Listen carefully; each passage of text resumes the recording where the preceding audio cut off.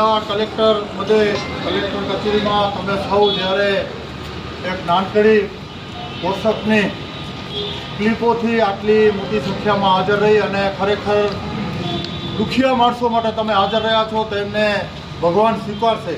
આપણે અત્યારે કુલગામમાં બનેલી ઘટનાને શ્રદ્ધાંજલિ આપી એની સાથે સાથે મારાથી પહેલાં જે વક્તાઓએ બન્ની વિસ્તારના મુદ્દાઓને લીધું અને સરકાર ક્યાંક ગરીબ માણસોને રોજગાર નથી આપતી પણ ગરીબ માણસોનો રોજગાર છીનવી રહી છે તેવો પ્રશ્ન એક ઊભો થયો છે. કારણ કે અત્યારે જ્યાં કને પણ ડિમોલેશન થઈ રહ્યો છે, કોઈ ચાની લારી હશે, કોઈ પાનનો ગલ્લો હશે કે શરબતની દુકાન હશે, કોઈ પૂંજીપતિ નથી જેનો તમે દબાણ તોડવા જઈ રહ્યા છો, કોઈ મોટી મિલકત નથી, પણ શું કારણસર આ સરકારને આવું સૂચ્યું છે અને તોડવા જઈ રહ્યા છે ત્યારે કુદરતે પણ પરમ દિવસે રાતના 11:30 કીધું મને જો પાડવા હશે તો તમારા મહેલો પણ ઉપાડી નાખે. તેના માટે ભૂકંપનો આંચકો પણ આવ્યો છે અને સરકારને ચેતવવું જોઈએ એ માટે કે કુદરત પણ આ ચીજ સહન નથી કરતી. માટે આજે અહીંથી આવેદનપત્ર રૂપી આવેદનપત્ર આપશું અને સાથે સાથે જ્યાં પણ ડિમોલેશન ખોટી રીતે કરવામાં આવે છે ક્યાંક જોયું તો આરોપીના નામે, જ્યારે આરોપી છોકરો છે અને એના બાપનું મકાન તોડવાનું, કારણ કે એનો બાપ તો બીજા 4 છોકરા લઈને બેઠો છે, એનું શું એ સરકાર વિચારશે? પહેલા એ લોકોને મકાન આપશે, એ લોકોને રોજગારી આપશે. ફક્ત એનો દીકરો ચોરી કરી છે તેના માટે એને એનો મકાન, એનો પરિવારને વેરવિખેર કરવાનો સરકારનો કોઈ અધિકાર નથી. સાથે સાથે તમે છાપાઓમાં જોયા છેલ્લા 12 મહિનામાં કેટલા બુટલેગરો પાસાની અંદર ધકેલવામાં આવ્યા અને એ બુટલેગરો ઉપર બુલડોઝરની કાર્યવાહી કેટલામાં કરવામાં આવી નથી કરાતી. કારણ કે બુટલેગરો તો પોલીસના કહેવાથી જ આ ધંધા કરતા હોય છે અને ક્યારેક તે કામગીરી બતાવવા માટે આ લોકોને પાસામાં ધકેલવામાં આવે છે. જ્યારે ગુજરાતની અંદર દારૂબંધી છે તો પછી શું કામ દારૂ અહીં આવે અને પકડાય છે કરીને? એ પોલીસની જવાબદારી નથી, પણ ક્યાંક ને ક્યાંક પોલીસ કોઈકના ઇશારાથી જેવી રીતે અગાઉના વક્તાઓએ કીધું તે રીતે પોલીસ તંત્ર ફક્ત ને ફક્ત કોઈકના ઇશારાથી આ ડિમોલેશનની કામગીરી કરી રહ્યા છે અને તે પણ ફક્ત ગરીબ માણસો ઉપર. બે તરફી હોય તો ક્યાંક આપણે સમજીએ, પણ જોયું તો બુટલેગરોના પાસામાં મોકલ્યા પણ બુલડોઝરની કામગીરી શું કામ ન કરવામાં આવી? અને બીજી બાજુ કોઈ એક માણસ નાની એવી મોટી ક્યાંક ને ક્યાંક ગુનો કર્યો છે તો એના પરિવારને વીર વિખારવા માટે, એના આગા પરિવારના મકાનો તોડવાના, એના ધંધા રોજગારો છીનવાના, એ કેટલી હદ વ્યાજબી છે? આપણે અહીંથી જાગવું પડશે. હિન્દુ મુસલમાન ન થઈ બધાને આ લોકો ટાર્ગેટ કરી રહ્યા છે. તેમાં ખાસ કરી અને દલિત અને મુસ્લિમોને વધારે ટાર્ગેટ કરી રહ્યા છે. આપણે આરોપીઓના ફેવરમાં નથી. આરોપીઓ ક્યાં દારૂ, જુગાર કે ચોરી ચપટીમાં પકડાય તો એના ઉપર કાર્યવાહી કરો, એ અમારો ઇસ્લામ ધર્મ પણ કહે છે. પણ તમે નિર્દોષોને, એક છોકરો આરોપી હોય અને આખા પરિવારને વીખવાનો કોઈ તંત્રનો જવાબદારી નથી. અમે કહીએ છીએ અહીંથી કે આવી પ્રવૃત્તિઓ બંધ કરો. કુદરત સહન નથી કરતી તેનો પુરાવો પડશે કે એવું ન થાય કે તમારા ખાતર, તમારા આવા અમાલોના ખાતર બધા પબ્લિકને ભોગવવાનો વારો આવે. માટે અત્રેથી નમ્ર અપીલ કરીએ છીએ કે જે કાર્યવાહી છે તે કાયદાકીય હોવી જોઈએ, કાનૂનના નીતિ નિયમ પ્રમાણે હોવી જોઈએ, સુપ્રીમ કોર્ટના આદેશ પ્રમાણે હોવી જોઈએ. ન કે તમારે મરજી પડી કોઈ આવી રાજકીય ઓઠા હેઠળ કોઈકને કહી દેવાનું કે ફલાણો માણસનો દીકરો આરોપી છે અને એનું મકાન તોડી નાખો કરી. આ કેટલી હદે વ્યાજબી છે? માટે પબ્લિકને જાગવું પડશે. તંત્ર સૂતેલી હાલતમાં છે, તંત્ર પોતાની તાનાશાહીની હાલતમાં છે, તંત્ર પોતાની રાજાશાહીની હાલતમાં છે અને રાજાશાહીમાં પણ આવા કૃત્યો નહોતા થતા હજી અત્યારે થઈ રહ્યા છે. રાજાશાહીની વખતે રોજગારી આપવામાં આવતી, રોજગાર છીનવામાં નહોતું આવતું. માટે મારી નમ્ર વિનંતી છે કે જે પબ્લિકને નોટિસો આવે, જે પબ્લિક સાથે આવો કૃત્ય કરવામાં આવે તો એ લોકોએ ઘરે બેસી રહેવાનું નથી. એના માટે તમે વકીલ રોકી કોર્ટના દરવાજા ખખડાવો. કારણ કે જે અધિકારીઓ કામ કરી રહ્યા છે એના દીકરા દીકરીઓ છે અને એવા ઘણા અધિકારીઓ અત્યારે જેલની અંદર, સળિયાની અંદર હવા ખાઈ રહ્યા છે. પણ તકલીફ આપણામાં છે કે આપણો મકાન તૂટી ગયો, ઘરે જઈને બેસી ગયા, કોઈ જાતનું લેવા દેવા નહીં. આવા અધિકારીઓ ત્યારે જ પાવે છે. માટે જે લોકોને નોટિસ આવે તો કોર્ટના દરવાજા ખખડાવી અને જેવી રીતે કોર્ટનો આદેશ હોય તે રીતના સ્ટે લાવવાનો, એ લોકો પર કાયદેસરની કાર્યવાહી કરવાની. કોઈ અધિકારી અગર નોટિસ મોકલે તો એના પર કાયદેસરનો કેસ કરવાનો. એ આપણી જવાબદારી છે. પણ આપણે કોઈ બસ તોડી ગયો તો તોડી ગયો, 4 આગેવાનો પાસે ગયા, કામ નથી થયું એટલે સૂઈ રહેવાનું. એટલે જ આ તંત્ર સફાળો જાગ્યો છે ને આપણે હેરાન કરવાની જે પ્રવૃત્તિ કરી રહી છે તેમાં ક્યાંક ને ક્યાંક આપણો ગુનો છે. માટે આવું ન કરી ને આપણે એકદમ સજાગ રહીએ. કોર્ટ કચેરી આપણા માટે છે, માટે તે રીતના પગલાં ભરી અને આજે જે આવેદનપત્ર આપવા આવ્યા છીએ તેનું પણ જો નિરાકરણ નહીં આવે તો અમારી ટીમ અને તમે બધા સાથે તમે જ્યારે કહેશો ત્યારે અમે હાજર રહીશું. જય હિન્દ, જય ભારત. 26 જેટલા લોકોને આતંકવાદી દ્વારા જે ઠાર મારવામાં આવ્યો છે તે ઘટનાને ચોક્કસપણે આપણે વખોડીએ છીએ અને આવી ઘટનાઓ ન થવી જોઈએ એના માટે પણ આપણે ચોક્કસ એ બાબતે પણ સરકારશ્રીને અપીલ કરીએ છીએ કે આ માટે ચોક્કસ એમને પગલાં પણ લેવા જોઈએ. અને આજે જે પહેલગામ કાશ્મીર ખાતે જે મૃત્યુ પામ્યા અને આપણી વચ્ચે નથી રહ્યા એ દિવગત આત્માઓને મૌન પાડી અને એમની આપણે શ્રદ્ધાંજલિ પાઠવશું. એટલે પ્રથમ આપણે એમના માટે મૌન પાળોશું 2 મિનિટનો. તો સર્વેને અપીલ છે કે આપણે એમની દિવગત આત્માને શાંતિ મળે એના માટે આપણે મૌન પાળોશું. આજે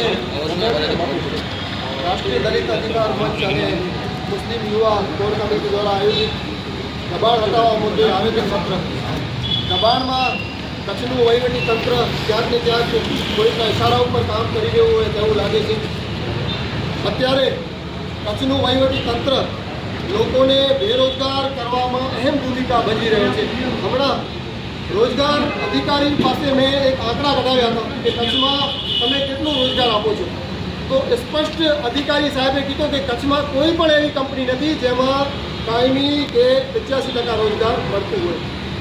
આ બાબતે તંત્ર કામ કરવા નથી માંગતો, પણ કોઈ કેબિનમાં બનાવી અને કોઈ ચાયની હોટલ બનાવી અને પોતાનો રોજગાર કરી રહ્યો છે તેને તંત્ર તોડવાની. તમે યાદ રાખજો, પોલીસે તે કામ કરી રહી છે, માનવીય અભિગમ નથી અપનાવી રહી. આજે જે લોકોના મકાનો પડી રહ્યા છે એ ઘરમાં માઓ, બહેનો અને દીકરીઓ રહે છે, એના આંસુઓ તમને યાદ રાખજો ક્યારે પીવા નહીં દે. કારણ કે એ લોકો માન જીવી અને પોતાનું ગુજરાન ચલાવી રહ્યા છે. એના માટે આજ ખાસ કરીને કલેક્ટર કચેરીએ આપણે આવેદનપત્ર આપવામાં આવ્યા છે. ત્યારે રાષ્ટ્રીય દલિત અધિકાર મંચ, મુસ્લિમ યુવા કોર કમિટી, ફલાઉલ મુસ્લિમીન, વિક્રમભાઈ હાલેપુત્ર અને અન્ય સંગઠનો આપણી સાથે છે. ત્યારે હું હવે ફલાઉલ મુસ્લિમીનના અધ્યક્ષ છે યાકુબભાઈ મુત્વા, એમને કહીશ કે 2 શબ્દો બોલે. આજ રોજ રાષ્ટ્રીય દલિત અધિકાર મંચ, મુસ્લિમ યુવા કોર કમિટી, ફલાઉલ મુસ્લિમીન ના નેજા હેઠળ નાનકડી જાહેરાતો આપી અને દિન દુખિયાઓ અને જેના ઉપર આ ગેરકાયદેસર બાંધકામની વાત છે અને ગેરકાયદેસર રીતે કાનૂન લગાવી અને જે તોડવાની વાતો હતી તેના માટે આજે અમે કલેક્ટર સાહેબને રૂબરૂ મળી આવેદનપત્ર પણ આપ્યું છે અને સાહેબને કીધું છે જો તેને અટકાવવામાં નહીં આવે તો ગાંધી ચિંધ્યા માર્ગે રોડ રસ્તા ઉપર પણ ઉતરશું. કારણ કે આ પૂંજીપતિ નથી, આ ઓલરેડી તમે એને રોડ ઉપર લઈ આવો છો તો અમને રોડ ઉપર આવવામાં ક્યાં વાંધો છે કરીને. વાત તો ત્યાં હતી કે કાનૂની રીતે બધી કાર્યવાહી થતી હોય તો આજે ક્યાંક ને ક્યાંક એવું પણ બતાવવામાં આવી રહ્યું છે કે મામલતદાર સાહેબને રૂબરૂ મળ્યા તો મામલતદાર સાહેબે કીધું કે અમને તો પોલીસ ખાતામાંથી જાણ કરવામાં આવે છે કે ફલાણો આરોપી છે અને તેનું મકાન છે તેને તોડવામાં આવે. ભાઈ ફલાણો મકાન છે, ફલાણો તોડો, કાયદો કાનૂન કાંઈ છે કે નહીં, કોર્ટ કચેરી કાંઈ છે કે નહીં. અને બીજી વાત કે જ્યારે તમે એ નીતિ અપનાવો છો તો પછી કચ્છ જિલ્લાની અંદર છેલ્લા 12 મહિનામાં કેટલા બુટલેગરોને તમે પાસામાં મૂક્યા અને તેના ઉપર કેટલા ઉપર તમે બુલડોઝર ચલાવ્યું. કારણ કે ચોરી ચપટી વાળો કોઈ નાનો મોટો ગુનેગાર કોઈ 1-2 ઘરને હેરાન પરેશાન કરતો છે, પણ દારૂના ધંધાર્થીઓ આખા સમાજને વીકી નાખે છે. તેના ઉપર કેમ તમે બુલડોઝર નથી ચલાવતા? વાત ત્યાં છે કે બુલડોઝર ચલાવવાની તમારી કોઈ કાનૂની રીતે કાર્યવાહી નથી. તમે ફક્ત રોજગાર આપી નથી શકતા, પણ રોજગાર કરી રહ્યા છે તેનો રોજગાર છીનવવાની કોશિશ કરી રહ્યા છો. તમે જો ગરીબ માણસોને રોડ ઉપર લાવતો તો અમે ન છૂટકે ગાંધી ચિંધ્યા માર્ગે રોડ ઉપર આવશો અને તેમાં તમામ જવાબદારીઓ તંત્રની, પોલીસ તંત્રની રહેશે. માટે મહેરબાની કરી અને આ ગેરકાયદેસર ના નામે તમે ગેરકાયદેસર કાનૂન લઈ અને જે બાંધકામ તોડી રહ્યો છે તેને અટકાવો. 42-43 ડિગ્રી જ્યારે ગરમી થતી હોય અને તેમાં એક અપાપ ગરીબ અંધ અપંગને તમે રોડ પર લાવો તે કેટલા હદે વ્યાજબી છે. જ્યારે કુદરતે પણ સહન નથી કર્યો અને છેલ્લા 2 દિવસ પહેલા કુદરતે તમને ચેલેન્જ આપી છે રાતના 11:30 વાગે, તમે જો કોઈ ગરીબ માણસોના મકાન તોડતો તો મને એક આંચકો આપી અને તમારા બધાના મકાનો તોડવામાં 1 મિનિટ પણ નહીં લાગે. માટે તંત્રને વિનંતી કરે છે, અમારો ન સાંભળો તો કઈ નહીં, તમે કુદરતનો સાંભળો, કારણ કે કુદરતમાં તમને ચેલેન્જ કર્યું છે 2 દિવસ પહેલા. માટે મહેરબાની કરી આવો ખોટો કાનૂન, ખોટો કાયદો લઈ અને તમે ગરીબ માણસોને હેરાન પરેશાન ન કરો તેવું કલેક્ટર સાહેબને પણ કીધું છે.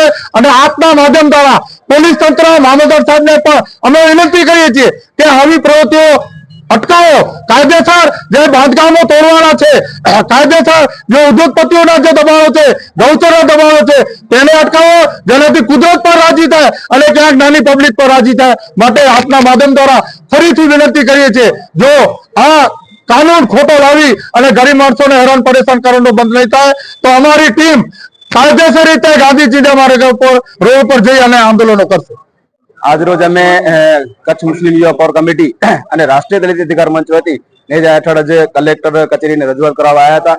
કારણ કે અત્યારે થોડા કેટલા દિવસથી જિલ્લા વહીવટી દ્વારા વિવિધ મામલતદાર દ્વારા જ્યારે નોટિસ પાઠવવામાં આવી છે ત્યારે હમણાં જોવા મળ્યું છે કે ચોક્કસપણે કોઈ એક જ્ઞાતિને જોઈ ને નબળા વર્ગને જોઈ જે નોટિસ પાઠવવાનો, તેમાં પણ 24 ને 48 કલાક, જેમાં જે ગરીબ માણસ છે એને 24 ને 48 કલાકમાં સમય પણ ન મળે, એ બિચારો ટેન્શનમાં પડ્યો હોય તેના ત્યાં સુધી વાતો આવી જાય છે. ત્યારે અમે 2 દિવસ પહેલા નખત્રાણા મામલતદાર સાહેબને રજૂઆત કરવા ગયા હતા તો એ લોકોને ખરેખર સુપ્રીમ કોર્ટની ગાઈડલાઈનની ખ્યાલ જ નથી. એ લોકો દ્વારા એમ કહેવામાં આવ્યું કે એ તો અમારો અધિકાર છે, અમે તો ધારીએ તો નોટિસ નહીં એમ પણ કરી શકીએ છીએ. મતલબ કે આ લોકોને સરકારે ગાઈડલાઈનનું પણ ભાન કરાવવું જરૂરી છે. ત્યારે અમુક કેસોમાં એવું પણ બન્યું છે કે પોલીસ ખુદ નોટિસ આપી છે, જ્યારે કે પોલીસનું કામ નથી.